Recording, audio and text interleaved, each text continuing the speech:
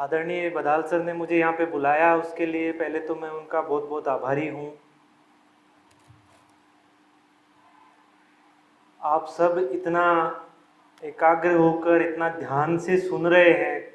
करीबन मैं देखता हूँ सर, जहाँ भी जनरली ऐसे मोटिवेशनल चीज़ें होती हैं वहाँ आधे लोग सुन रहे होते हैं और आधे लोग झपकियाँ ले रहे होते हैं।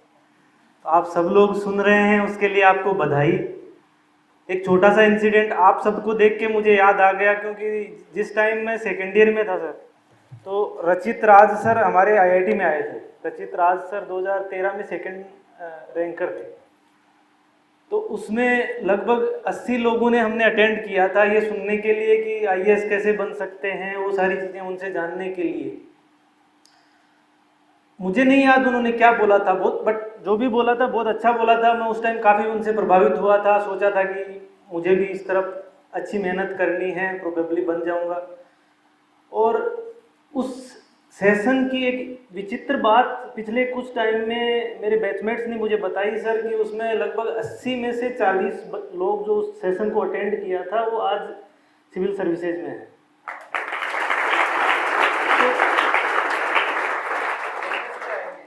वो चीज़ इसलिए क्योंकि ऐसा नहीं था कि वहाँ पे उस आईआईटी में सिर्फ 80 बच्चे थे। 5000 लोग होते हैं आईआईटी में किसी भी गिवन मोमेंट ऑफ टाइम। जिस तरह फुलेरा में भी 5000 10,000 बच्चे पढ़ रहे होंगे अलग अलग स्कूलों में बाहर जाके, बट कुछ ही लोग यहाँ पे आए हैं। इसका मतलब ये है कि उनके अंदर एक ललक तो है, वो कुछ करना तो चाह रहे हैं, उन्होंने सोच तो रखा है कि वो आरएएस बन जाएं तो अच्छी चीज़ है। और आप इतना आपने पहला स्टेप ले लिया है, इसलिए आप बधाई के पात्र हैं। कुछ चीज़ें मैं बताऊंगा, मुक्ता जी ने जो चीज़ें बताई हैं डेफिनेटली वही सारी चीज़ें हैं जो घूम फिर के बार बार आती हैं। आप इतने सारे यूट्यूब पे जो भी सेलेक्ट होते हैं उनके इंटरव्यूज हैं, उनका गाइडेंस है, सबको सुनोगे तो उनमें यही सारी चीज़ें बार बार निकल के आएंगी। हो सकता है वो कुछ एग्जाम्पल्स दूसरे दे दें। और मैंने भी अपनी मैं तैयारी की है, लगभग 4 साल तक मैंने तैयारी की है आईएएस की। तो बहुत सारे लोगों को देखा है तैयारी करते हुए, बहुत सारे लोगों को आईएएस बनते हुए देखा है, बहुत सारे लोगों को दूसरी सर्विसेज आरएएस वगैरह उनमें जाते हुए देखा है, और बहुत सारे लोगों को का रिजेक्शन होते हुए भी देखा है कि साल दर साल वो तैयारी कर रहे हैं फिर भी उनका रिजेक्शन हो रहा है। तो मैंने हर तरह के लोगों को देखा है, और कुछ कॉमन मिस्टेक्स हैं जो लोग करते हैं जिनकी वजह से वो सेलेक्ट नहीं हो पाते हैं, और कुछ अच्छी चीज़ें हैं जो लोग करते हैं जिनकी वजह से वो सेलेक्ट हो जाते हैं। तो उन्हीं कुछ चीज़ों को मैं आपके साथ शेयर करूंगा, उसमें आपके जो सर ने सवाल मुझे बताए हैं वो भी एड्रेस हो जाएंगे। पहले तो मैं ये जानना चाहता हूं कि आप सब में कितने लोग हैं जो आरएएस या आईएएस बनना चाहते हैं।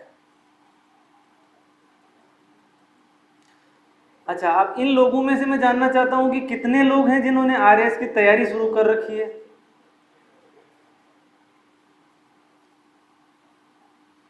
ठीक है,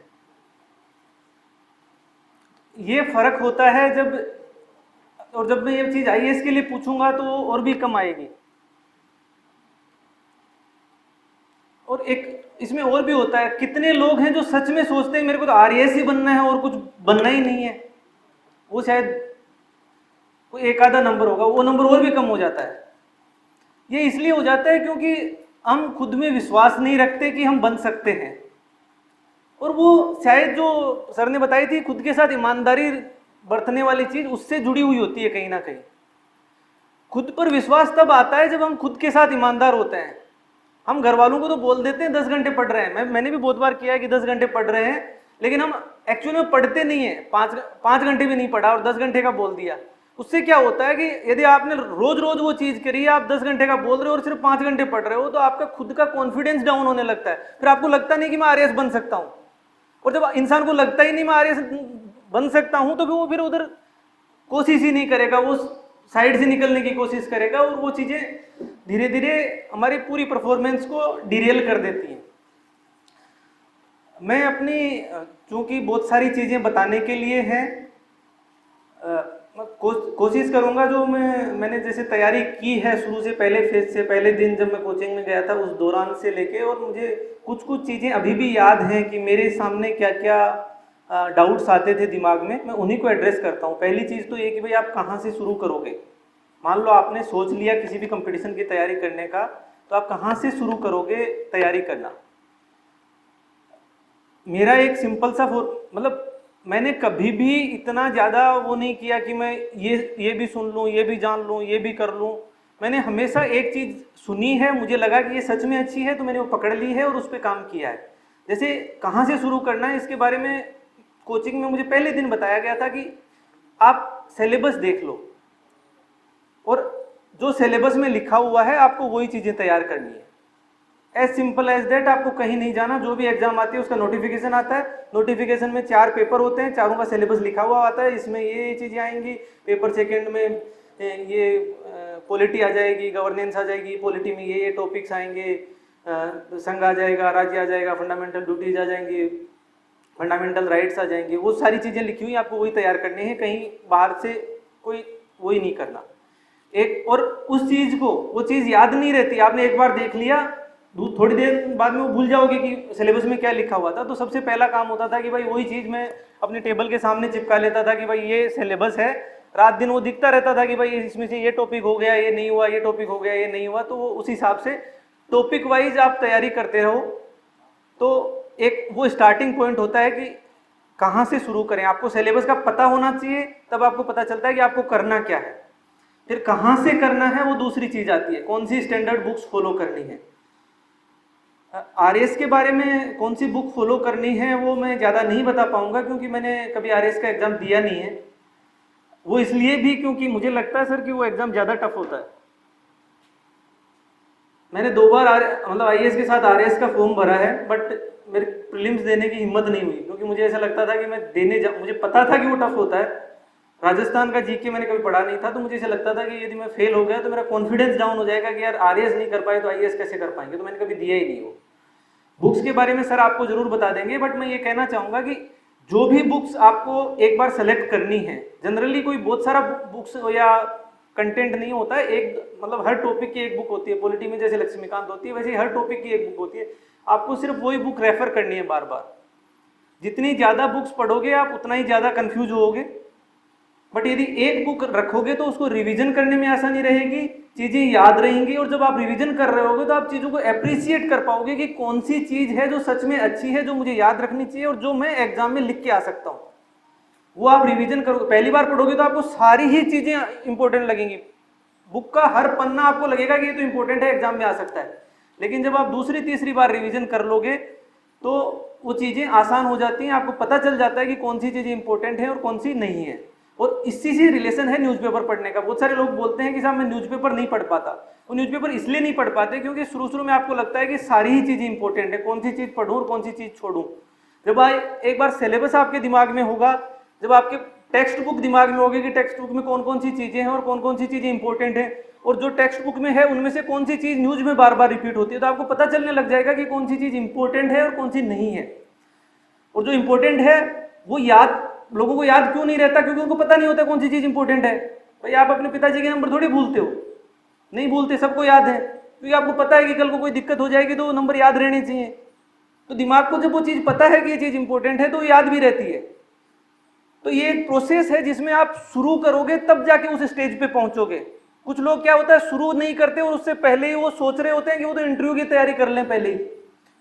वो सबसे बड़ी भूल होती है। तो इस स्टेज पे आप आ गए कि आपको कौन सी बुक्स पढ़नी है, न्यूज़पेपर कौन सा पढ़ना है, वो आपने कर लिया। उसमें अब आपको कंसिस्टेंसी कैसे बनानी है।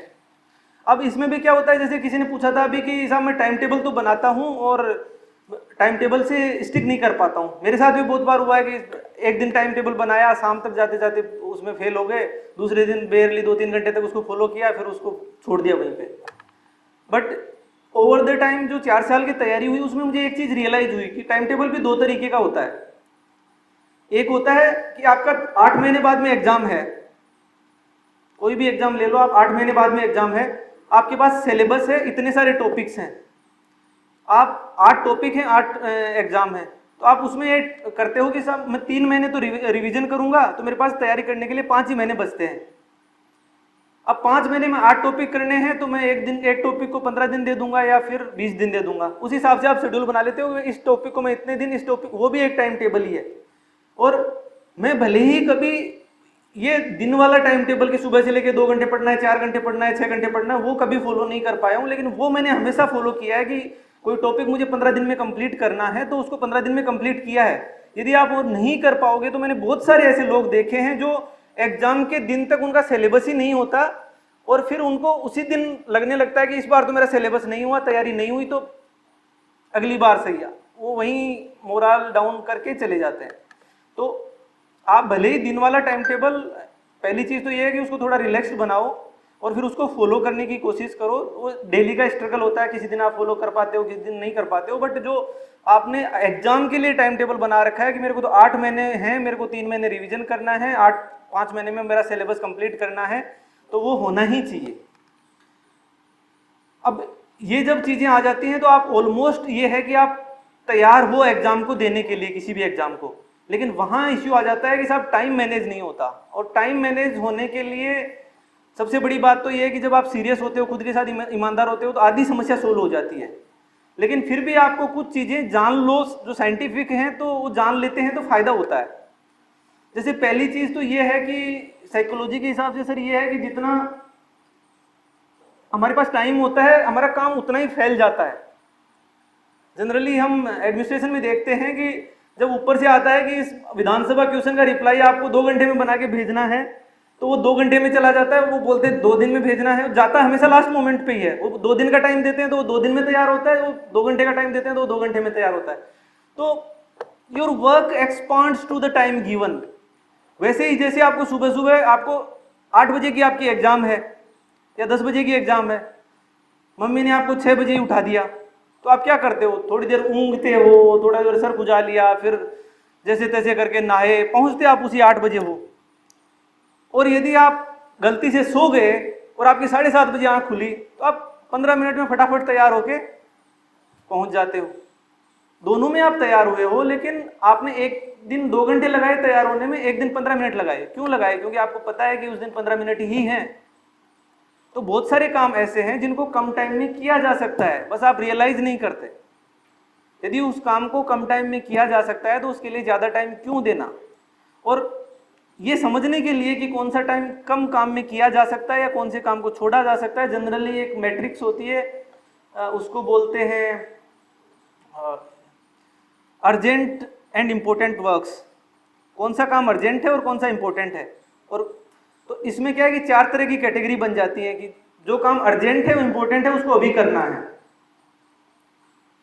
लेकिन जो काम अर्जेंट है बट इम्पोर्टेंट नहीं है, उसको आप भले ही निपटा दो, लेकिन जो जो अर्जेंट नहीं है और इम्पोर्टेंट भी नहीं है, जैसे बहुत सारे ऐसे काम होते हैं, जैसे आप मोबाइल पे वीडियो गेम खेलना है, यूट्यूब पे कोई मोटिवेशनल स्पीच सुनना है, वो चीज़ें ना तो इम्पोर्टेंट है ना अर्जेंट है, तो उस काम को कभी नहीं करना है, क्योंकि आपके पास और दूसरे काम होंगे जो अर्जेंट होंगे और इम्पोर्टेंट होंगे। और इम्पोर्टेंट कौन से हो जाएंगे? इम्पोर्टेंट ऐसा है जैसे मेरे लिए आज ये काम इम्पोर्टेंट नहीं है कि मैं नॉर्थ ईस्ट के या फिर साउथ ईस्ट की कंट्रीज की कैपिटल्स का नाम याद रखूं, मेरे लिए वो इम्पोर्टेंट नहीं है, लेकिन वो आपके लिए इम्पोर्टेंट हो जाता है क्योंकि आपको एग्जाम देना है।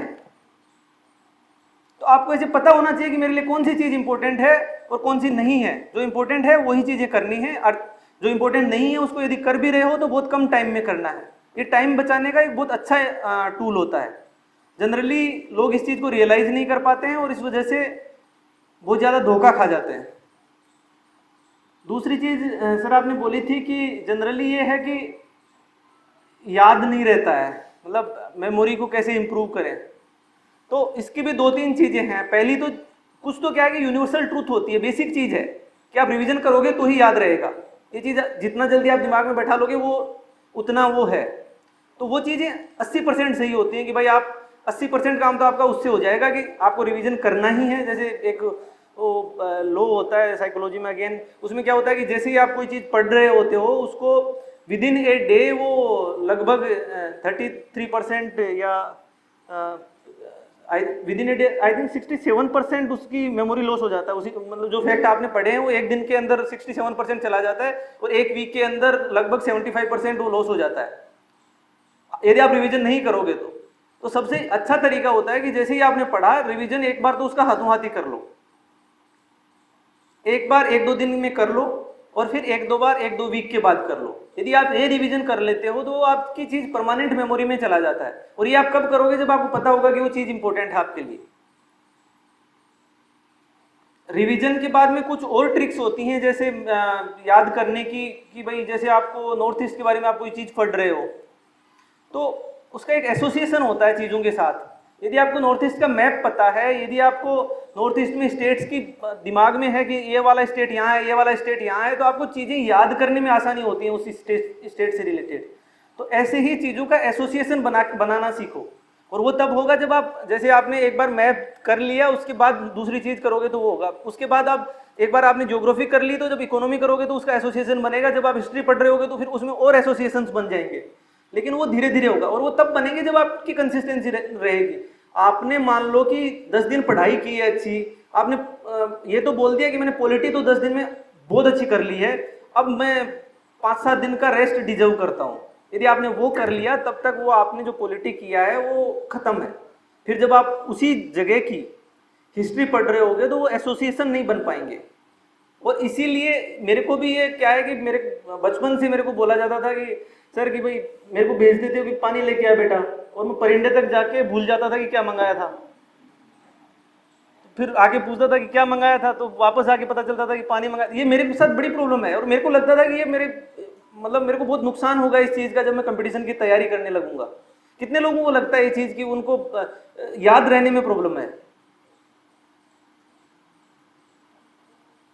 हाँ, तो वो सेम ही केस है मेरे वाला। तो उसमें ऐसा नहीं है कि भाई वो याद रहने में इसलिए प्रॉब्लम है क्योंकि मेरे दिमाग में वो बोल देते थे, मैं सुन लेता था, चला जाता था, लेकिन जब जाता था मेरे दिमाग में कुछ और चल रहा होता था और उस वजह से वो चीज स्लिप हो जाती थी।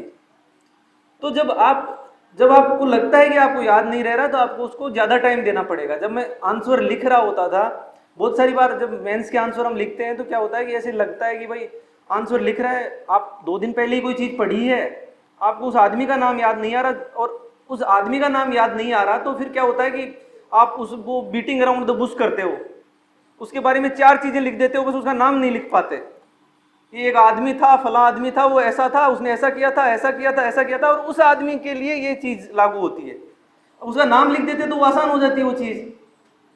अब वो बीटिंग अराउंड द बुश करने से फिर ये टाइम वाला भी समस्या आ जाती है कि आप टाइम पे पेपर पूरा नहीं कर पाते।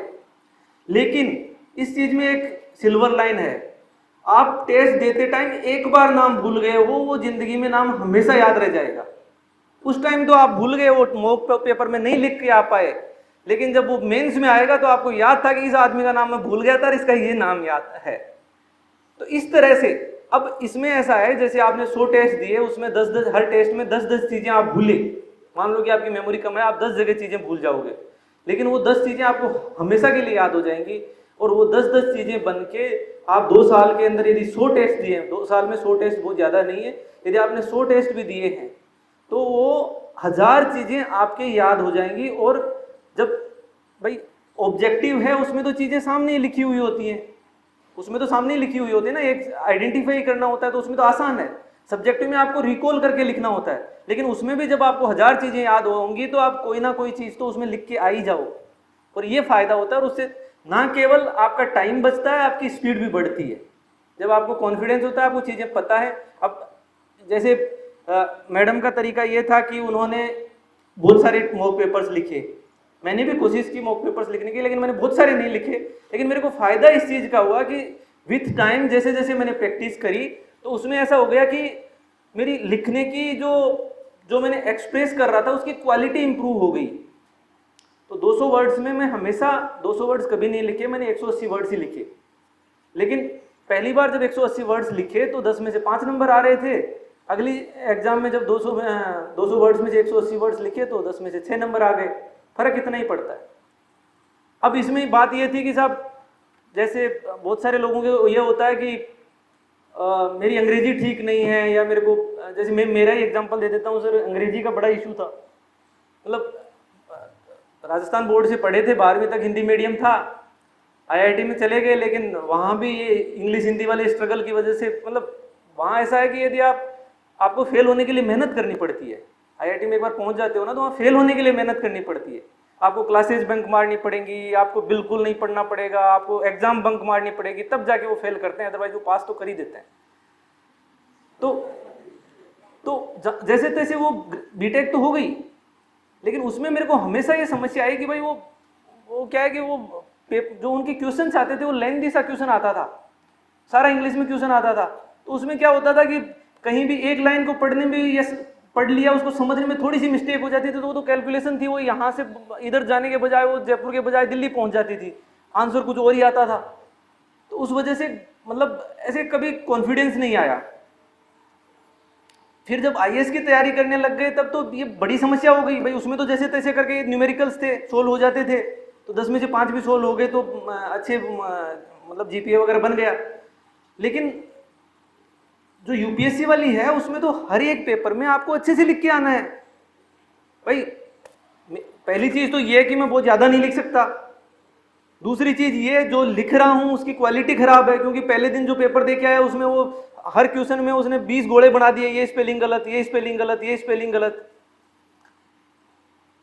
तो उस चीज से डिसहार्टन होने के बजाय मैंने उनको इम्प्रूव करना शुरू किया। और जैसे जैसे हम टाइम के साथ, वो होता है ना कि वो रसरी आवत जागते वाली चीज, तो उसमें कुछ एक्स्ट्रा ऑर्डिनरी ऐसा नहीं है कि मैंने बहुत एक्स्ट्रा ऑर्डिनरी किया उस वजह से हुआ, या मैंने, लेकिन जो जो गलतियां होती गई उनको सुधारते गए। और जब गलतियां सुधारते जाते हैं तो डेफिनेटली एक इम्प्रूवमेंट होता है। अब आप यकीन नहीं करोगे, जैसे मैंने जो पहला पेपर दिया था उसके अंदर मैं प्रीलिम्स में 3 मार्क्स से रहा, दूसरा पेपर दिया उसमें मेंस क्वालिफाई करने से 4 मार्क्स से रहा, तीसरा पेपर दिया उसमें अगेन इंटरव्यू में 4 मार्क्स से रहा, मतलब 3 साल हर साल। और चौथे साल में मैं आईएएस बना। वो इसलिए हुआ क्योंकि मैं हर साल लगा रहा। यदि मैं कहीं भी ये सोच लेता कि अब ये नहीं हो पाएगा या इम्प्रूवमेंट नहीं होगा, तो वो चीज़ मुश्किल हो जाती। दूसरा तरीका ये भी है कि आप एक ही साल में रात दिन लगे रहो। भाई हर इंसान का ये है ना कि अलग अलग स्टेमिना होता है, अलग अलग तरीके से वो सोचता है, तो आपको अपनी स्ट्रेंथ्स आइडेंटिफाई करनी पड़ेंगी। जैसे मैंने तीसरे साल पेपर दिया, उसमें मेंस दिया उसमें, और उसमें मेंस में मैं इंटरव्यू तक जाके रह गया, तो उसमें पता चल गया कि मेरे को इस चीज़ की समस्या है, मेरी स्पीड कम है, या मेरे को एथिक्स के अंदर मार्क्स नहीं आ रहे। एक बार आपने वो देख लिया फिर इंप्रूवमेंट हो जाता है, लेकिन वो चीज़ करने के लिए आपको एक बार वहाँ तक पहुँचना पड़ेगा, और पहुँचने के लिए जो पहले वाली सारी चीज़ें हैं वो करनी पड़ेंगी। एक बात रहती है कि साहब मेरे को तो टेंशन बहुत होती है, टेंशन होने की वजह से मैं पढ़ नहीं पाता। और बहुत सारे लोगों को तो इस बात की टेंशन हो जाती है कि मेरे को टेंशन हो रही है, इस बात की टेंशन है उनको कि मेरे को टेंशन क्यों हो रही है। एक दो जगह मैंने और भी लोगों को मोटिवेट करने के लिए किया था, तो उन्होंने बोला कि साहब मेरे को तो इस बात की टेंशन हो जाती है कि मेरे को टेंशन हो रही है, और इस वजह से मैं नर्वस हो जाता हूँ और फिर एग्जाम में लिख नहीं पाता हूँ। तो बेसिक सी बात यह है कि आपको ये जानना जरूरी है कि टेंशन कोई आउट ऑफ द वर्ल्ड चीज़ नहीं है। जैसे इंसान को डर लगता है वैसी टेंशन होती है, जैसे इंसान को अच्छा लगता है, खुशी होती है, वैसी टेंशन एक मतलब इमोशन है हमारे, और वो होना जरूरी है। यदि वो नहीं होगा तो बहुत प्रॉब्लम हो जाएगी। और प्रॉब्लम ऐसे होगी कि भाई अगेन ये प्रूवन फैक्ट है कि जब टेंशन जीरो होती है, टेंशन और जो आपकी प्रोडक्टिविटी होती है उसमें एक बेल शेप का कर्व होता है। तो जब टेंशन जीरो होती है तब आपकी प्रोडक्टिविटी भी जीरो होती है। आपको टेंशन ही नहीं है। वो सर बोल रहे थे कि बहुत सारे लोग ग्रेजुएट कर लेते हैं लेकिन उनको ये नहीं पता होता उनको बनना क्या है या करना क्या है, या नौकरी करनी है, प्राइवेट बिजनेस करना है, क्योंकि उनको टेंशन नहीं है। वो टेंशन नहीं है तो वो कुछ प्रोड्यूस नहीं कर पाएंगे, उनकी प्रोडक्टिविटी जीरो रहेगी। तो आपको ये जानना जरूरी है कि टेंशन नॉर्मल है, उसके बारे में कोई टेंशन लेने की जरूरत नहीं है। और टेंशन यदि जीरो है तो टेंशन लेने की जरूरत है। कि टेंशन एक ऑप्टिमम लेवल पे होती है तब हम चीज़ों को इंपॉर्टेंस देना शुरू कर, तब उनको तवज्जो देना शुरू करते हैं, और जब तवज्जो देते हैं तब हमारी रिजल्ट आता है। तो और ये भी नहीं है कि आपकी टेंशन इतनी ज़्यादा बढ़ जाए कि आप लिख ही नहीं पा रहे हो, आपका हाथ कांप रहा है। यदि वो भी है तो समस्या है, आपको थोड़ा सा खुद पे काम करने की ज़रूरत है, मेहनत करने की ज़रूरत है, ज़्यादा पेपर देने की है। सर बाकी रही बात आंसर राइटिंग की चीज़ पूछी, अच्छा नोट्स मेकिंग। अच्छा, नोट्स मेकिंग वाली चीज़ अगेन सबसे बड़ी बात इसमें यही होती है कि सब जब पहली बार पढ़ रहे होते हैं तभी हम नोट्स बना रहे होते हैं, और जब पहली बार पढ़ रहे होते हैं तब ऐसा लगता है कि सारी चीज़ें इंपॉर्टेंट है। मतलब मेरे एक दोस्त है, उसने वो लक्ष्मीकांत से पढ़ने बैठ गया और नोट्स भी बनाने बैठ गया, उसने पूरी लक्ष्मीकांत लिख डाली। मैंने कहा भाई क्यों बनाया, अब इस रिवीजन तो लक्ष्मीकांत से ही कर लेगा। तो बेटर ये है कि नोट्स बनाने में आपको सारी चीज़ें, मेरे हिसाब से तो ये है कि आपको पहले सिलेबस का, या तो आप कोई आपको डिक्टेट करे नोट्स बनाना, जैसे आप कोचिंग में जाते हो या ऑनलाइन कोई क्लासेस देख रहे हो तो आपको डिक्टेट करते हैं कि ये चीज़ें आप लिख लो। यदि आप सेल्फ स्टडी कर रहे हो और पहली बार ही किसी सब्जेक्ट को पढ़ रहे हो तो नोट्स मत बनाइए, पहले एक बार उसको देख लो कि उसमें क्या क्या चीज़ें हैं। एक बार आपको आइडिया हो जाएगा कौन सी चीज़ इंपॉर्टेंट है कौन सी नहीं है, तो आप बेटर तरीके से लिख पाओगे। मेरा इसमें ये रहता था कि मैंने जैसे कोचिंग में उन्होंने नोट्स बनवा दिए, तो मोटे मोटे तो नोट्स बन गए, मैंने आधा आधा पेज खाली छोड़ दिया था उसमें। फिर मैं जब भी रिवीजन करता था तो मुझे कुछ चीज़ें ऐसी होती थी जो क्लिक करती थी, जैसे लगता था कि भाई ये चीज़ तो इम्पोर्टेंट है, कोई न्यूज में आ गई, कोई किसी ने बता दी, कोई जब टेस्ट पेपर दिया तो उसके अंदर कोई क्वेश्चन आ गया जो मेरे से गलत हो गया, या कहीं से भी कोई चीज़ किसी दोस्त ने बता दी, तो वो चीज़ जो है जैसे ही वहाँ पे पता चली मैंने वो जो नोट्स में जगह छोड़ी हुई थी उसी में नोट कर ली। तो जैसे जैसे मेरा रिवीजन हुआ मेरा नोट्स बढ़ते गए, मतलब उनकी रिचनेस आती गई नोट्स में, उससे मेमोरी भी इम्प्रूव हुई। और एक चीज़ इसमें यह भी है कि जब हम खुद नोट्स बनाते हैं और इसको डिस्कस कर लेते हैं, जैसे बहुत सारे लोगों के साथ ये प्रॉब्लम है कि वो दूसरों के साथ डिस्कस नहीं करते और इस वजह से भी मेमोरी का इशू रहता है। सबसे अच्छा तरीका है, सर को इतनी ज़्यादा चीज़ें सर बोल रहे थे अनुभव से याद है, सर को इसलिए भी याद है क्योंकि वो लोगों को बता रहे हैं, इतने टाइम से वो लोगों को ये चीज़ें बता रहे हैं, इसलिए वो चीज़ें याद हैं, उनकी क्लियरिटी बढ़ती जा रही है। तो आप भी जब भी कोशिश करो कि आप अपने जो भी ग्रुप्स या सर्कल्स में बैठो तो ये कोशिश किया करो कि आप उन चीज़ों के बारे में एक दूसरे के साथ डिस्कस करो। जब डिस्कस करोगे तो मेमोरी और इम्प्रूव होगी, उसमें टाइम वेस्ट नहीं होता। बट ये है कि डिस्कस वही चीज़ें करनी है जो आपके एग्जाम से रिलेटेड हो, वरना टाइम बहुत वेस्ट हो जाता है।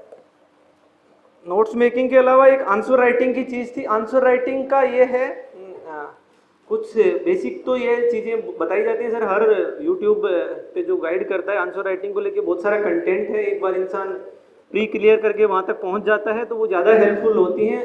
तब आप उस चीज़ को अप्रिशिएट भी कर पाओगे कि आंसर राइटिंग कैसे करनी है। जब आप खुद लिखोगे, खुद की गलतियाँ पहचानोगे, तब आपको पता चलेगा कि आंसर राइटिंग कैसे करनी है। मैं बता भी दूंगा तो अभी आप भूल जाओगे, फिर भी मैं बेसिक नॉलेज के लिए है कि आंसर राइटिंग बहुत बड़ी रॉकेट साइंस नहीं है। कोई भी क्वेश्चन आपके पास आता है, जैसे हिस्ट्री का ही क्वेश्चन आ गया कि महाराणा प्रताप और अकबर के संबंधों के का मॉडर्न हिस्ट्री पे क्या प्रभाव पड़ा, ये सवाल आ गया, तो उसमें आपको रॉकेट साइंस नहीं है। मुझे नहीं पता कि क्या प्रभाव पड़ा, मैं जस्ट क्वेश्चन भी मेरे दिमाग में अभी आया है, तो मैं यदि मेरे सामने ये क्वेश्चन एग्जाम में आता तो मैं इसको किस तरह से अप्रोच करता, मैं एक बेसिक सा बता देता हूँ आपको। पहले तो मैं उस क्वेश्चन को समझता कि भाई ये क्वेश्चन किस चीज़ से रिलेटेड है। भाई हिस्ट्री के अंदर ये मिडिवल से पहले का है और उसका इफेक्ट पूछ रहा है मॉडर्न पे, मिडिवल के टाइम का है और उसका मॉडर्न पे इफेक्ट पूछ रहा है, तो मैं वही चीज़ लिख देता कि भाई मिडिवल के टाइम। पहले तो उसका इंट्रोडक्शन का मतलब होता है कि आप एक तरह से एग्जामिनर को ये बताते हो कि भाई मेरे को क्वेश्चन तो समझ में आ गया है। तो इंट्रोडक्शन लगभग 3-4 लाइन का होता है, उसमें आप ये बता देते हो कि भाई मेरे को इसमें ये मिडिवल टाइम पे जो अकबर और महाराणा प्रताप में काफ़ी लड़ाइयाँ चली थी, हल्दी घाटी की लड़ाई हुई थी, और उससे राजपूतों में राजपूतों और मुगल साम्राज्य में जो कड़वाहट आई उसके प्रभाव देर तक देखने को मिले। ये चीज़ें आप एक बार इंट्रोडक्शन में लिख दोगे तो आप उसको पता चल जाएगा कि भाई क्या क्या लिखना है। फिर जब बॉडी मेन पार्ट आता है उसके अंदर भी दिमाग लगाने की जरूरत ही नहीं है। उसमें भाई आपको पूछा है कि मॉडर्न हिस्ट्री पे क्या प्रभाव पड़ा, तो आप बता दोगे कि उस टाइम की पॉलिटी पे क्या प्रभाव पड़ा, उस टाइम की इकोनॉमी पे क्या प्रभाव पड़ा, उस टाइम राजस्थान का जो परिप्रेक्ष्य था उसमें क्या प्रभाव पड़ा, उस टाइम जब मॉडर्न में मराठा आए तो उन पे क्या प्रभाव पड़ा। 2-2, 4-4 लाइनें सबकी लिख के लास्ट में उसको कंक्लूड कर दोगे, आराम से 10 में से 5-6 नंबर का आपने कंटेंट तैयार कर लिया है। तो मैं अगेन बोल रहा हूँ, कंटेंट और नॉलेज कभी भी RS IS की एग्जाम को क्लियर करने में बाधा नहीं होते हैं। बाधा होती हैं अपनी खुद की आदतें, बुरी आदतें, कि हम या तो खुद के साथ ईमानदार नहीं हैं, खुद के साथ जो टाइम देना चाहिए वो नहीं दे पा रहे हैं, कंसिस्टेंसी से काम करना है वो नहीं कर पा रहे हैं, या जितना टाइम करना है भाई 2 साल। अब जैसे इसमें क्या है कि 10 के आसपास टॉपिक्स हैं अलग अलग, तो अब कोई एग्जाम है उसमें यदि एक ही टॉपिक आ रहा है तो उसको आप 6 महीने में तैयार कर सकते हो, लेकिन जब 10 टॉपिक हैं अलग अलग तो आपको 2 साल का लेके ही चलना पड़ेगा। यदि आप 6 महीने में 10 टॉपिक तैयार करना चाहोगे तो ना तो वो जो मैं एसोसिएशन वाली बात कर रहा था, ना तो एसोसिएशंस बन पाएंगे, ना आप उसमें रिचनेस ला पाओगे, ना आपकी खुद की प्रॉपर समझ डेवलप होगी। तो आपको वो चीज़ें करनी है, 2 साल का टाइम लेके चलना है। और ये यदि आप खुद की आदतों को ठीक रखोगे तो ये एग्जाम करना बड़ा आसान है, ये मेरा मानना है। बाकी सर बता देंगे। किसी का कोई सवाल हो इस चीज़ जो मैंने बताई है उससे, उसके अलावा तो आप ज़रूर पूछिए।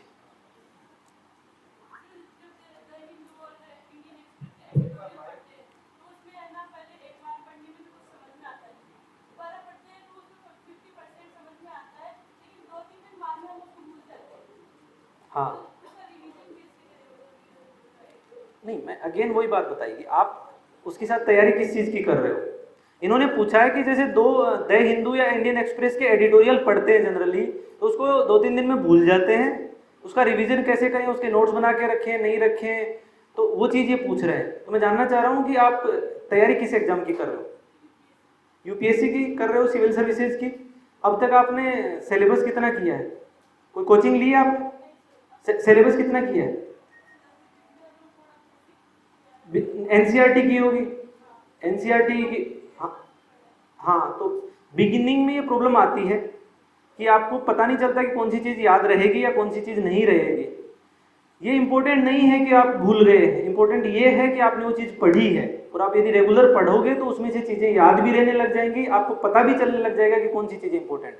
पहली बार में समस्या आएगी कि आप भूल जाओगे, और याद रख के कर भी क्या लोगे, पढ़ना इंपॉर्टेंट है भाई। उसमें से जो चीज़ आपको तो अभी आप मेंस नहीं लिख रहे हो, जब मेंस लिखोगे उससे 6 महीने पहले, 1 साल पहले आप उस टाइम ये देखने लग जाना कि अब इसमें से मेरे लिए क्या इंपॉर्टेंट चीज़ है, इसमें से मैं क्या चीज़ है जो मेरी कॉपी में रिप्रोड्यूस करके आ सकती हूँ। उस टाइम ये चीज़ इंपॉर्टेंट रह जाएगी। अभी सिर्फ आपके लिए ये इंपॉर्टेंट है कि वो चीज़ समझ में आ जाए। भाई 2000 का डिमोनेटाइजेशन हुआ है, उसके ऊपर एडिटोरियल आया होगा, उसमें 10 चीज़ें बताई होंगी कि पहले वाला ठीक था, नहीं था, इस बार वाला ठीक था। यदि वो चीज़ आपको समझ में आ गई है वो बहुत बड़ी बात है, बस वही करना है आपको। और जब लगातार करते रहोगे तो चीज़ें याद भी आएंगी, तब आपको पता रहेगा कि देश दुनिया में क्या चल रहा है। क्योंकि आरएएस और आईएएस की एग्जाम में सबसे इंपॉर्टेंट चीज़ होती है, सिलेबस का सबसे क्रिटिकल पार्ट होता है जो सिलेबस में दी हुई होती है, उनसे रिलेटेड चीज़ें of national and international importance, ये वर्ड जुड़ा हुआ होता है वहाँ पे, events of national and international importance. तो भाई जब आपको पता ही नहीं है कौन सी चीज़ नेशनल इंपॉर्टेंस की है, तो फिर उस चीज़ को आप रिप्रोड्यूस या उसको कैसे अप्रिशिएट कर पाओगे, पढ़ कैसे पाओगे। वो तभी पता चलेगा जब आप पढ़ोगे। जब आप 10 दिन तक लगातार न्यूज में देखोगे तो एक ही चीज़ का 5 बार एडिटोरियल आ गया और किसी चीज़ का एक दिन आया और फिर नहीं आया, और कोई चीज़ प्योरली कोई पॉलिटिकल एजेंडा भी छाप दिया किसी ने, तो वो चीज़ तो तब पता चलेगी ना जब आप कंसिस्टेंट रहोगे उस चीज़ में। बट करना ऐसा है, करंट अफेयर्स के लिए भी मैं जब भी किसी को सजेस्ट करता हूँ ये है कि आपको एक न्यूज़पेपर और एक कोई मंथली मैगजीन ये करते रहो आप, फिर आपको बहुत ज़्यादा करने की ज़रूरत नहीं है, इधर उधर भागने की जरूरत, इंडिया ईयर बुक पढ़ने की ज़रूरत नहीं है, इकोनॉमिक एंड पॉलिटिकल वीकली करने की ज़रूरत नहीं है। आप यूट्यूब पे जाओगे तो हो सकता है कि बहुत सारे लोग ये भी सजेस्ट कर दें कि आप ये वाली पढ़ लो, ये योजना पढ़ लो, वो पढ़ लो, लेकिन वो सारी चीज़ें आपके लिए ज़रूरत नहीं। आपको यदि लगे कि मेरे पास पढ़ने के लिए कुछ नहीं है, मेरे को तो सब याद हो गया, तो हो सकता है आप योजना भी पढ़ लो, ईयर बुक भी पढ़ लो और इकोनॉमिक एंड पॉलिटिकल वीकली भी पढ़ लो। लेकिन शुरू के लिए आपको सिर्फ 2 चीज़ें करनी है, कोई भी एक न्यूज़पेपर और एक मंथली मैगजीन। यदि आप उसको सिंसियरली कर रहे हो तो आपका करंट अफेयर्स 95% तैयार हो रहा है। आपको यदि वो 5% भी नहीं छोड़ना तो वो एक अलग बात है, और यदि आप उतना कर सकते हो तो more than welcome. But again मेरा यही है, इन दोनों एग्जाम्स में it's an not an test of your कि भाई आप मेरिट में आ सकते हो, एक्सीलेंस करना है किसी भी सब्जेक्ट में, पॉलिटी पढ़ रहे हो तो पॉलिटी में रिसर्च करके बैठना है, वो आपको पीएचडी की डिग्री नहीं देंगे।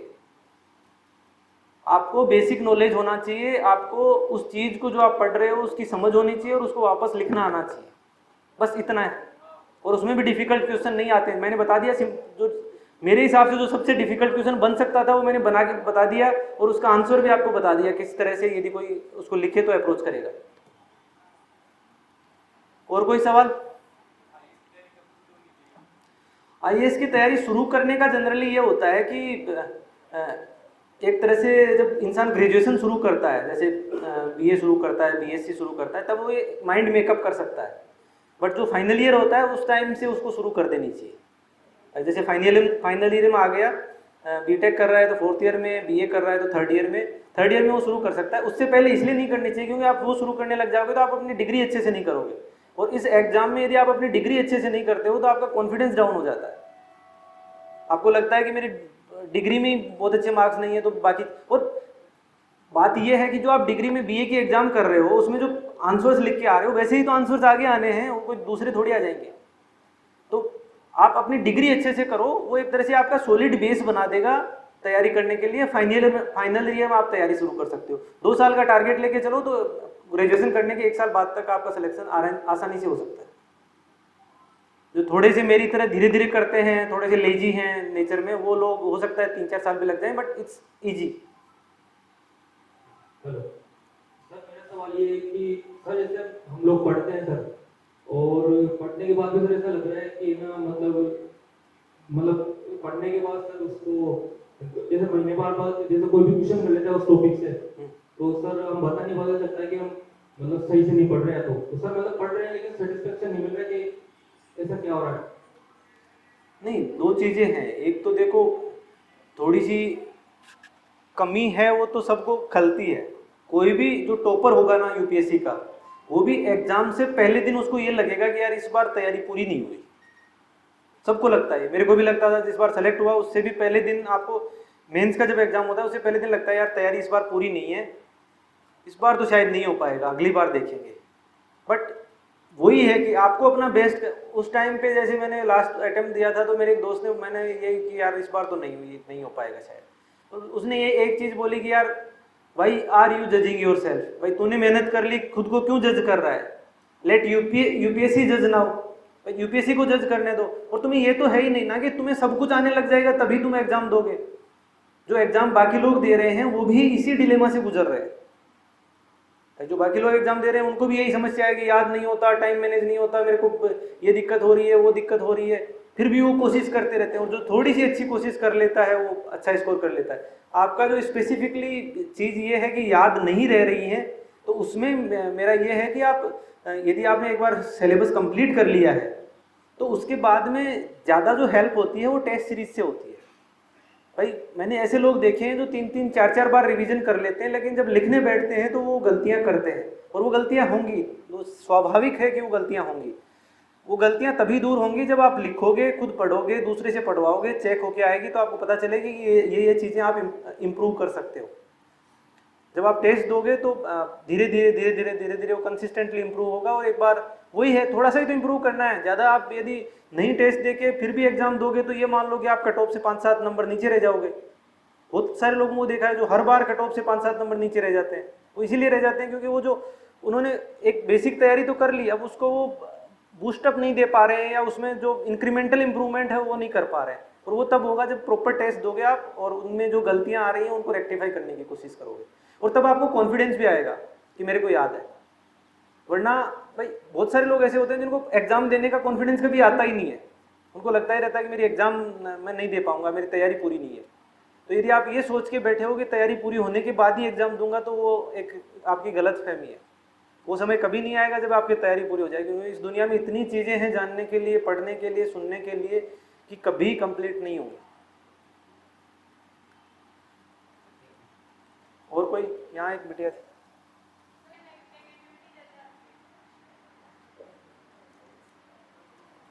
नेगेटिविटी इस चीज़ के बारे में कि भाई मेरी तैयारी सफिशिएंट नहीं है या शायद मेरे से हो नहीं पाएगा, ये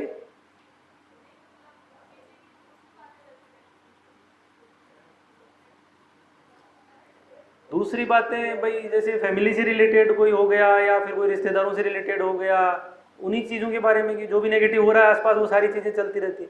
तो उसमें मेरे हिसाब से ये होता है, देखो आपको थोड़ा तो स्ट्रगल मेंटली करना पड़ता है, आपको डिस्ट्रैक्शन से दूर जाने के लिए स्ट्रगल करना पड़ता है। बहुत सारी चीज़ें ऐसी होती हैं, जैसे वो इंसान को प्रायोरिटी सेट करने की बात होती है। जैसे मेरे घर वाले ऐसे बोलते हैं कि भाई किसी की शादी में कोई जाने वाला नहीं है तो तेरे को जाना ही पड़ेगा, अब नहीं जाएंगे तो वो ओड़मा दे देगा, तो ओड़मा दे देगा तो पहाड़ थोड़े टूट जाएगा, भाई ओड़मा ले लेना तुम।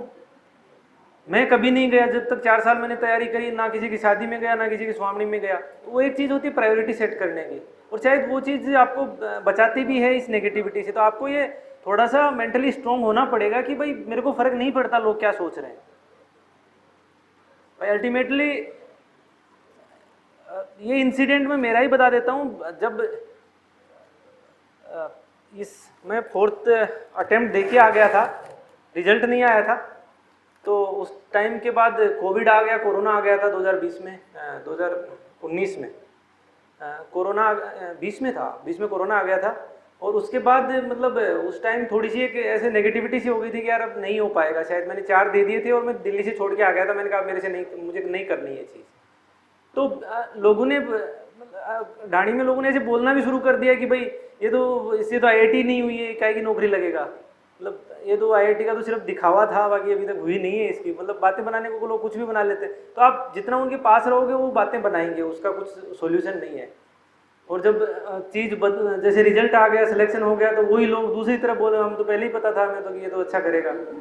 तो ये चीज़ तो चलती रहती है। मतलब सोसाइटी बहुत स्टैटिक है।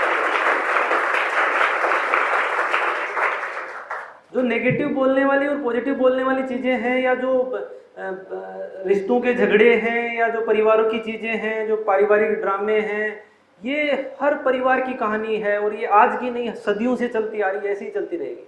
आपको ये है कि आपको जानना है कि ऐसे ही चलता रहेगा। ये बस ये है कि आपको उस सब के दौरान अपना करियर बना के निकलना है। और वो तभी बनेगा जब आप थोड़ा सा स्ट्रगल करके उस पर अपना वो दोगे। और कोई डाउट? यूपीएससी एग्जाम के लिए बुक्स कौन से पढ़े? अच्छा, इसमें आपने तैयारी शुरू कर दी है? तो इसमें बेसिकली कुछ तो होता है, जैसे पहले तो एनसीईआरटी से शुरू करते हैं। एनसीईआरटी मैंडेटरी नहीं है, लेकिन यदि आपको लगता है कि आपकी इंग्लिश वगैरह वीक है, या फिर आप जिस भी मीडियम में दे रहे हो उसके अंदर आपको पकड़ वीक है, तो जनरली एनसीईआरटी से शुरू करते हैं। वो इसलिए क्योंकि एनसीईआरटी की लैंग्वेज, आप थोड़ा साइड में हट जाइए प्लीज़। एनसीईआरटी की लैंग्वेज बहुत सिंपल है, और उस वजह से वो समझ में भी आती है, चीज़ें याद भी रहती है। एक बार आप एनसीईआरटी पढ़ लेते हो तो आपको सिलेबस का थोड़ा सा आइडिया हो जाता है। उसके बाद में हर टॉपिक की एक एक बुक होती है, जैसे इसकी लक्ष्मीकांत है, आर्ट एंड कल्चर की नितिन सिंघानिया है, वो बुक की लिस्ट आपको कहीं से भी मिल जाएगी। इसमें ज्योग्राफी की माजिद हुसैन है, मतलब हर टॉपिक की एक एक बुक है, और वो एक एक ही लेनी है आपको। जैसे हिस्ट्री की स्पेक्ट्रम है, यही सब है।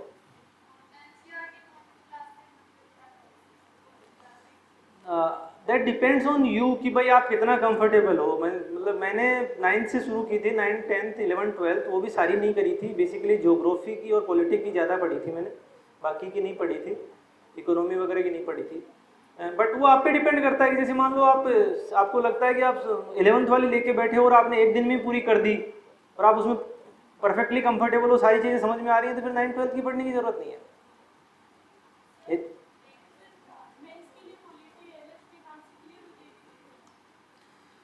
हाँ, लक्ष्मीकांत अपने आप में सफिशिएंट है, पॉलिटी और गवर्नेंस दोनों के लिए।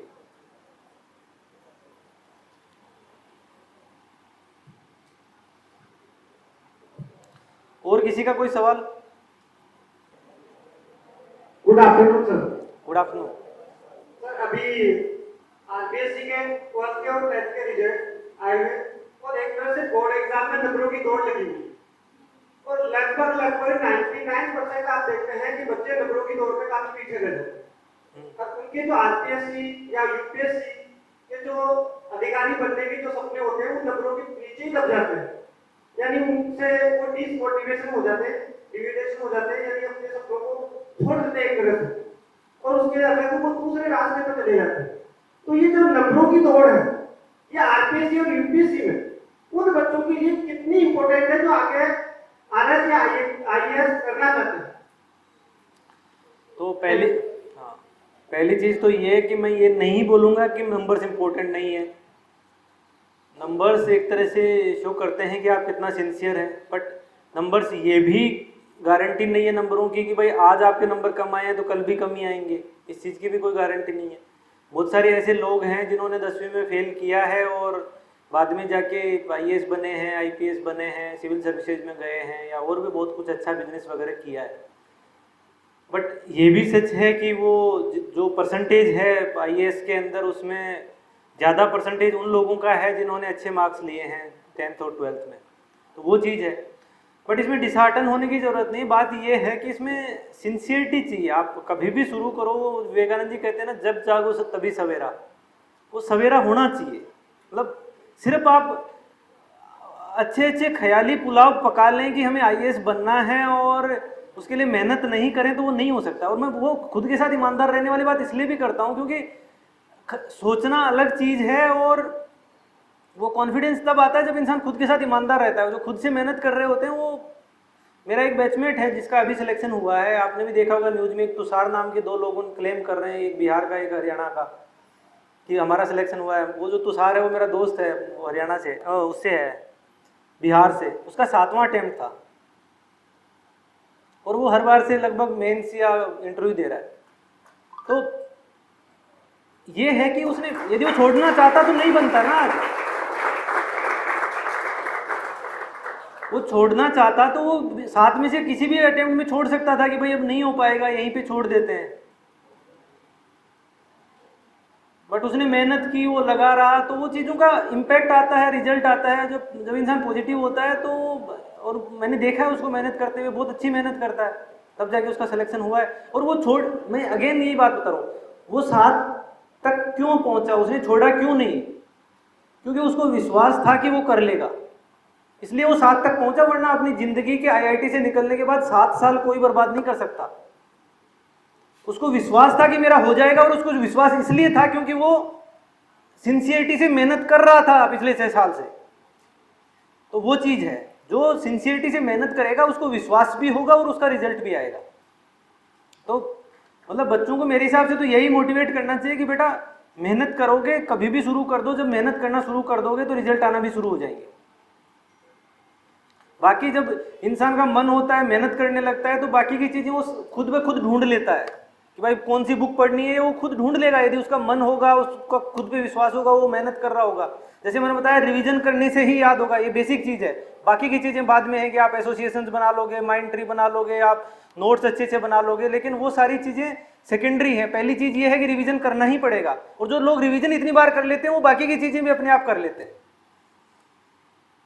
I hope I have answered your question.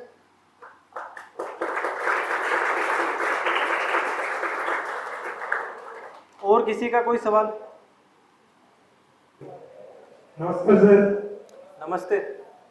मेरा नाम कीजिए सर। मैं ऐसे पूछना चाह रहा हूँ, जैसे अगर बात करते हैं भाई NCERT और RBSE की जो बुक होती है, तो वास्तव में कंपटीशन के लिए NCERT यूज करनी चाहिए या फिर RBSE? भाई किसके कंसेप्ट क्लियर होते हैं अकॉर्डिंग टू कंपटीशन?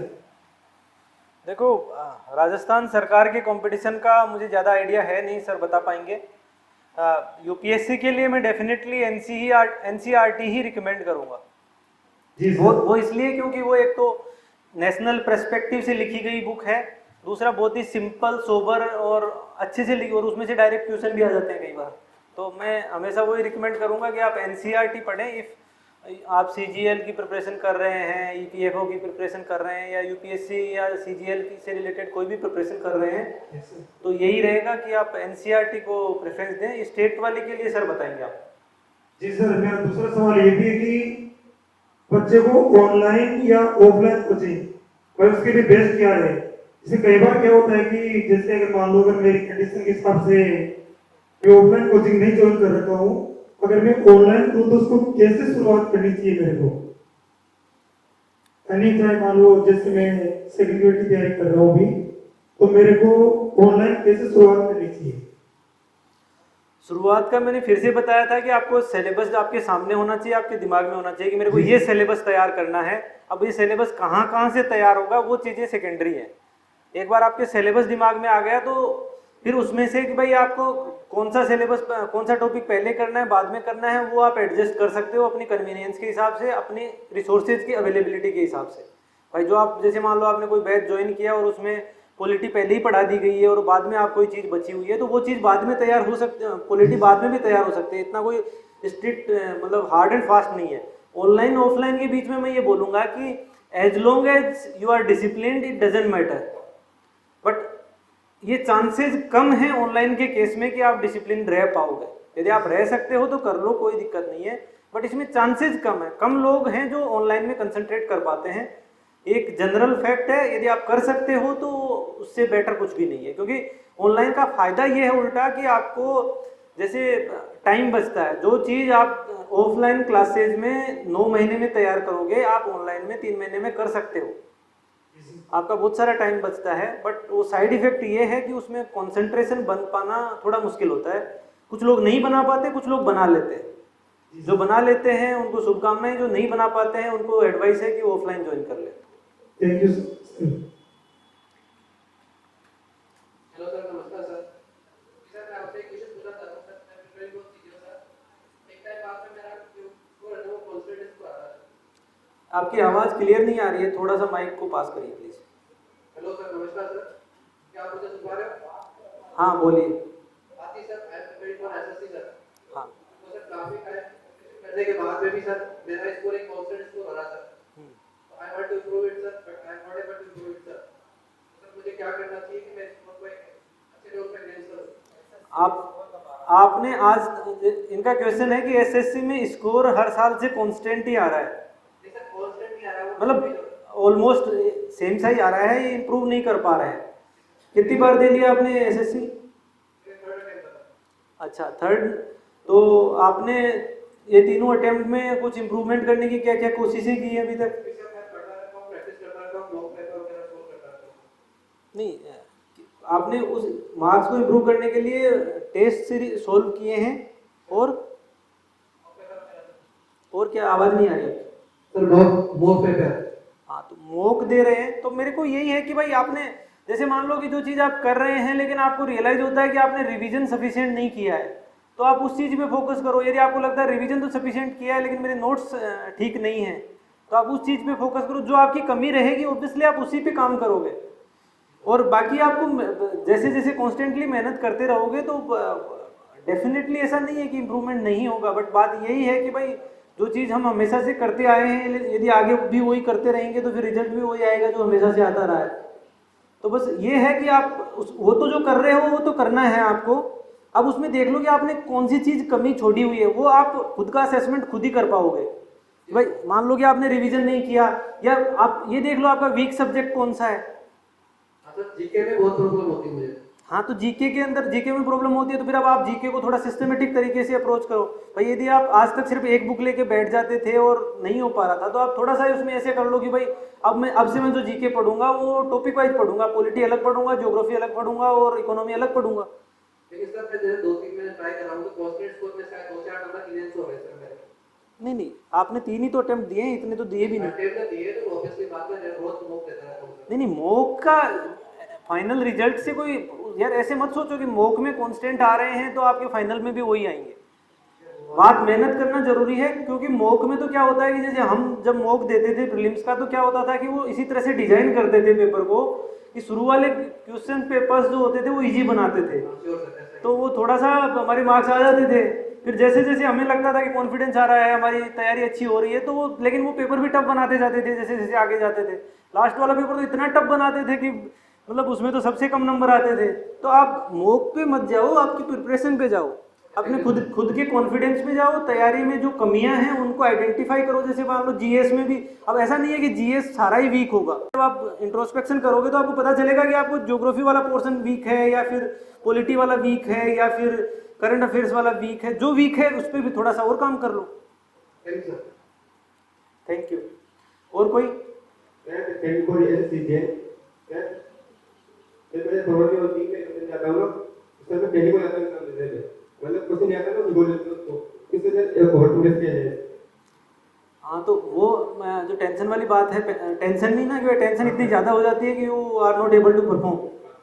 हाँ, तो उसके लिए मैंने वही बताया था कि पहली चीज़ तो आपको ये रियलाइज़ करनी पड़ेगी कि टेंशन होना बुरी चीज़ नहीं है। सब लोगों को एग्जाम से पहले ये लगता है कि वो प्रिपेयर नहीं है, ये तुम्हें पता होना चाहिए चीज़। ये अपने जहन में बिठा लो कि सबकी स्थिति मेरी जैसी है। जब ये चीज़ दिमाग में बैठा लोगे तो दूसरी चीज़ आती है कि आप जो पैनिक हो रहे हो उस चीज़ को कैसे कम किया जाए। तो उसके लिए ये है कि आप अपनी जो इम्प्रूवमेंट है या तैयारी का लेवल है उसको थोड़ा सा इम्प्रूव करना पड़ेगा ताकि आप में कॉन्फिडेंस आए।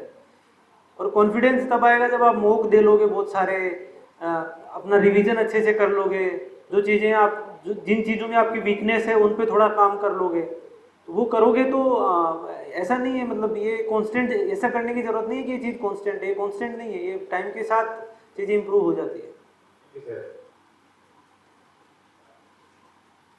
और कोई किसी का कोई सवाल?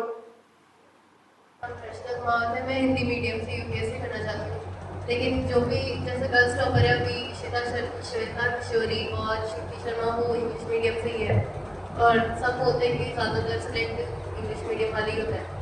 ये तो नहीं बोलते ना कि हिंदी मीडियम वाले नहीं सेलेक्ट होते हैं, नहीं ऐसा नहीं है। पहली चीज़ तो ये है कि इंग्लिश वाले ज़्यादा सेलेक्ट होते हैं, ये सच बात है, और इसलिए सच बात है क्योंकि ज़्यादातर जो लोग तैयारी करते हैं वो इंग्लिश वाले ही होते हैं, हिंदी वाले लोग कम तैयारी करते हैं। और दूसरी चीज़ ये होती है कि थोड़ा सा due to lack of confidence वो स्विच कर जाते हैं बीच में ही, वो क्या करते हैं यूपीएससी की तैयारी शुरू करते हैं और सीजीएल में निकल लेते हैं, तो वो चीज़ का फ़र्क पड़ता है। बाकी इस बार हिंदी मीडियम का रिजल्ट थोड़ा अच्छा आया है, तो उम्मीद है, मतलब मैंने जो यूपीएससी का ढर्रा देखा है उसमें यह है कि वो लोग कॉन्स्टेंटली ट्राई करते हैं इस चीज़ में कि वो हर तरह के लोग, डाइवर्स लोग अपने मतलब सिलेक्शन प्रोसीजर में सेलेक्ट करने की कोशिश करें। इवन यहाँ तक कि जैसे राजस्थान के लोग ज़्यादा सेलेक्ट होने लग गए थे, तो एक साल जब बहुत ज़्यादा सेलेक्ट हो गए तो अगले साल राजस्थान के लोगों को इंटरव्यू में थोड़े कम मार्क्स मिले। वो कोशिश करते हैं कि एक डाइवर्सिटी हर स्ट्रीम की, मतलब मलयालम लिटरेचर वाला भी आ जाए, तमिल लिटरेचर वाला भी आ जाए, हिंदी लिटरेचर वाला भी आ जाए, वो लोग ये कोशिश करते हैं। और for your information, Hindi literature जो ऑप्शनल सब्जेक्ट है उसमें कम मेहनत में अच्छे मार्क्स आ जाते हैं, और वो इसलिए आ जाते हैं क्योंकि वो लोग कोशिश कर रहे हैं डेलिबरेटली कि भाई हिंदी मीडियम वालों को भी थोड़ा सा एक फेयर चांस मिलना चाहिए इस एग्ज़ाम में। तो डरने की ज़रूरत नहीं है, यदि आप इंग्लिश में स्विच कर सकते हो तो मेरी तरह 2-3 साल रगड़ाई करनी पड़ेगी। यदि आप हिंदी मीडियम में कंफर्टेबल हो, आपको लगता है कि मैं हिंदी में बहुत अच्छा लिखूंगी, तो आप डेफिनेटली हिंदी के साथ जाओ। बट वो है कि फिर अपना उस चीज़ की एक इशू आएगा, आपको मैं पहले बता देता हूँ, इशू ये आएगा कि हिंदी में सफिशिएंट कंटेंट नहीं मिलता है। भाई जो आपका मंथली मैगजीन बनती हैं, जो भी करंट अफेयर्स के बन के आते हैं, जो पेपर्स बन के आते हैं, बहुत कम मटेरियल हिंदी में तैयार होता है प्रिपरेशन के लिए, तो वो डिफ़िकल्टी आपको हमेशा रहेगी। तो थोड़ा सा फ्लेक्सिबल आपको रहना पड़ेगा। बाकी ऐसा सच कोई इशू नहीं है। उस चीज़ को लेके आप यदि डिसहार्टन हो जाओ कि मेरे पास तो पढ़ने के लिए मटेरियल नहीं है, बस जो पढ़ना था वो तो पढ़ लिया, तो थोड़ी सी दिक्कत है। डिसहार्टन नहीं होना है, और यदि आप तैयारी करते रहो तो मैं आपको गारंटी देता हूँ जितनी आप इंग्लिश में मेहनत करोगे उससे कम मेहनत में आपका हिंदी में हो जाएगा। वो चीज़ है, एक फेयरनेस मैंने देखी है, मतलब इतने सारे सिलेक्शन देख लिए मैंने यूपीएससी के, एक फेयरनेस वाली चीज़ मैंने यूपीएससी के पैरेलल कहीं नहीं देखी है। तो आप में आपको ये विश्वास रहेगा तो आपको तैयारी करने में भी आसानी रहेगी। एनसीईआरटी के साथ न्यूज़पेपर साथ लेके चलेंगे या फिर बाकी में? नहीं, साथ लेने की बात नहीं है, न्यूज़पेपर तो हमेशा ही एक रहेगा आपका। एक न्यूज़पेपर डेली आपको पढ़ना है तो पढ़ना है, ये अपनी हैबिट का पार्ट बना लो।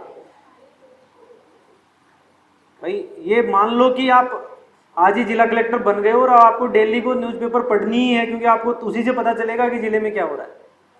तो आप ये हैबिट बना लो कि भाई देश में क्या हो रहा है मुझे ये जानना ही है, क्योंकि ये जानना ज़रूरी है कि मैं कैसे परफॉर्म करूँगी। तो मेरा इलेक्ट्रिकल इंजीनियरिंग था उस साल। कितने इंजीनियर हैं यहाँ पे? इंजीनियर कितने हैं? अच्छा, 3-4 लोग हैं। गुड।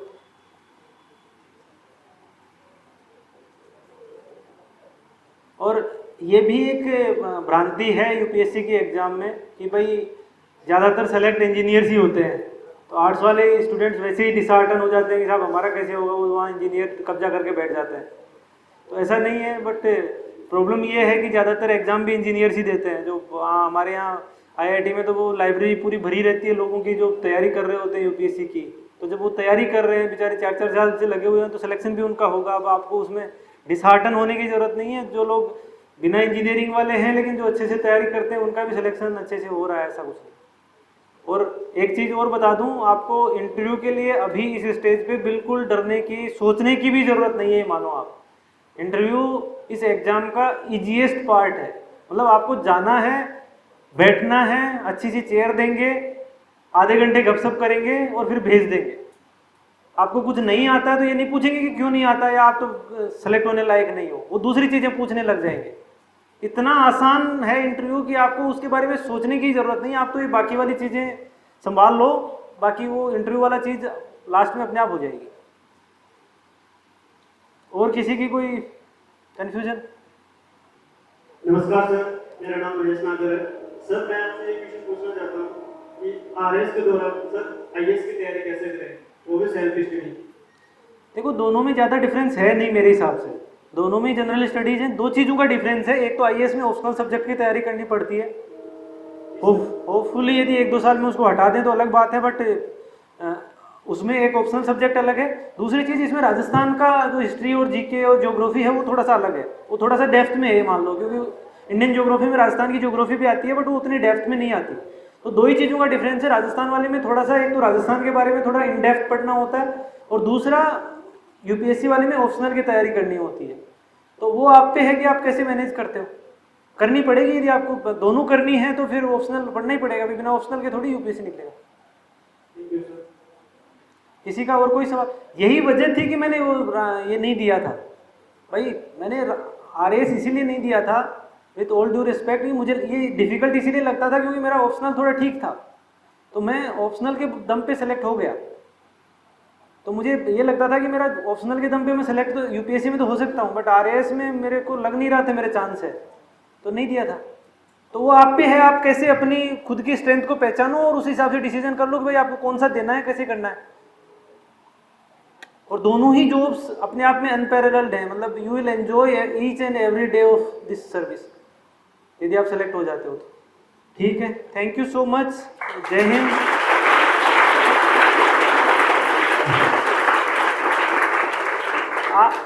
आप सबके भविष्य के लिए मेरी तरफ से बहुत बहुत शुभकामनाएं। मैं आपके टच में होपफुली हमेशा टच में बना रहूँगा। किसी को कोई भी कभी भी डाउट हो तो कॉल कर सकते हैं, सर को कॉल कर सकते हैं, मेरे नंबर सर शेयर कर देंगे यदि सर को लगेगा शेयर करना उचित है तो। बाकी आप सबको बधाई, आप इस प्रोग्राम में आए और अपने फ्यूचर का कोर्स करेक्शन इससे डिसाइड कर पाएँ। तो उम्मीद है ये आपका जो 1 घंटे का पीरियड था आपके लिए कुछ लाभदायक रहेगा। धन्यवाद, जय हिंद, जय भारत।